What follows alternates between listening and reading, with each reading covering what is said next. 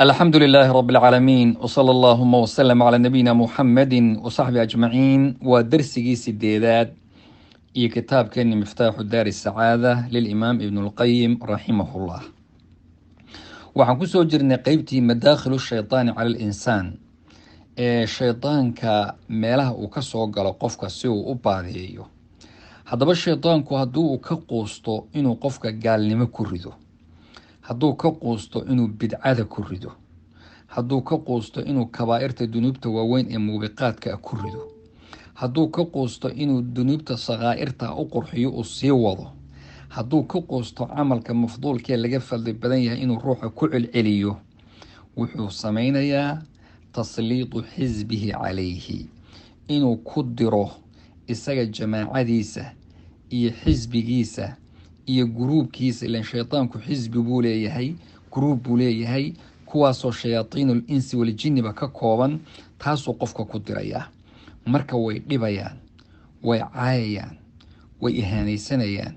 waxay ku tuurayaan erayo waaweyn oo culus oo xusni iyo murug ruuxa ku beera oo qalbigiisa ka mashquuliya cilmigii ka mashquuliya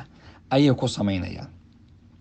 marka tasliidkaas waxay noqonayaan inay erayo xitaa marka qaar loo adeegsado waa dadka muslimiinta ee iltizaama diinta ku dhaqma waxyaaba mutashadid waa qof adag baa loo leeyahay qofkan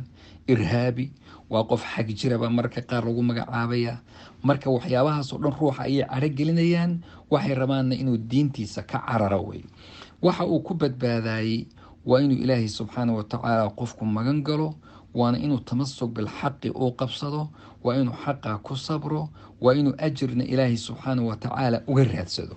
waxay samaynayaan inay u qurxiyaan tasyiinu lbaatil waxyaabaha baatilkaa xitaa inay u qurxiyaan oo waxa baatilkaa ayuu shaytaanku u qurxinayaa la usayinanna lahum fi lardi wala uwaynahum ajmaciin waa u qurxinayaa buu leeyahay shaytaankii waanan baadiyeynayaa dhammaantood marka waxay ku magacaabayaan inay marka qaarkood caqligiisa ibnuqayim wuxuu leeyahy raximahullah caqliga qofka ayay ku dheelayaan shayaadiintu oo waxay samaynayaan inay qofka isaga ah erayo xunxun ay u adeegsadaan si uu qofkaasi u cararo uu diinta uga cararo waxay ku magacaabayaan macaasidiibay mararka qaarkood magacyo fiican u bixinayaan مثلا markuu shaytaanku abuuna aadam uu rabay inuu baadiyeeyo oo geedkii uu sawiro geedkii u qurxiyo shajara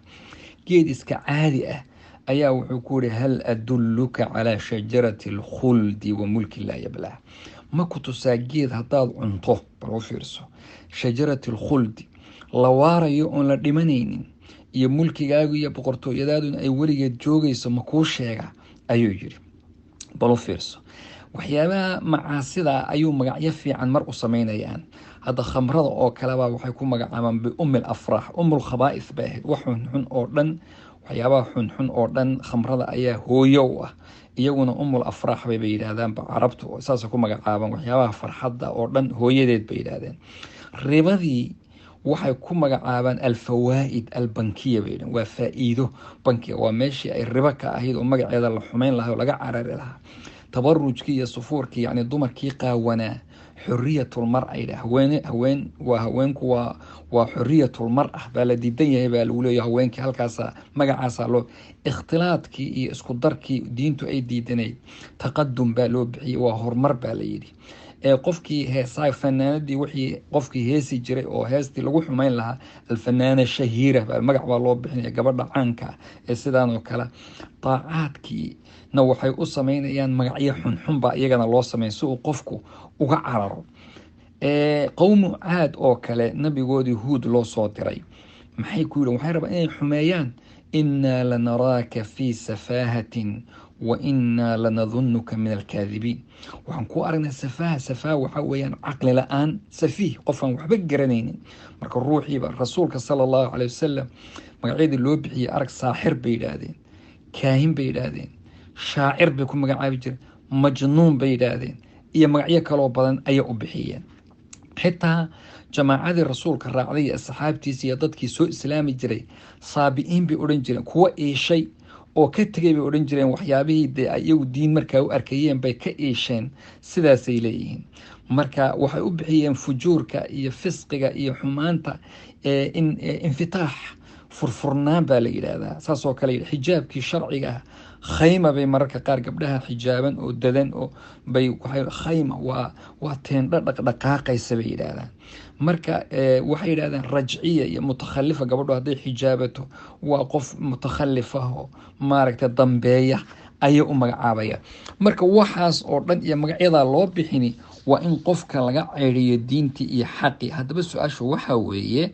sidee buu isaga ilaalinayaa qof aan cilmi lahayn umuurtan? sidee buu isaga ilaalinayaa cadowgiisa? sidee buu uga dhowrsanayaa u helaya wuxuu isku ilaaliyo? sidee buu cadowgiisa u garan karaa si uga fogaado? sidee buu wadooyinkiisa iyo wadooyinka cadowga u isticmaalo u garan karaa? sidee buu madaakhisha iyo makhaarij meeshuu kasoo gelaya u garan karaa? sidee buu wuxuu kula dagaalami lahaa u samayn karaa qofkaas isaga ah hadduusanba garanaynin? sidee buu alquwa qitaalkiisa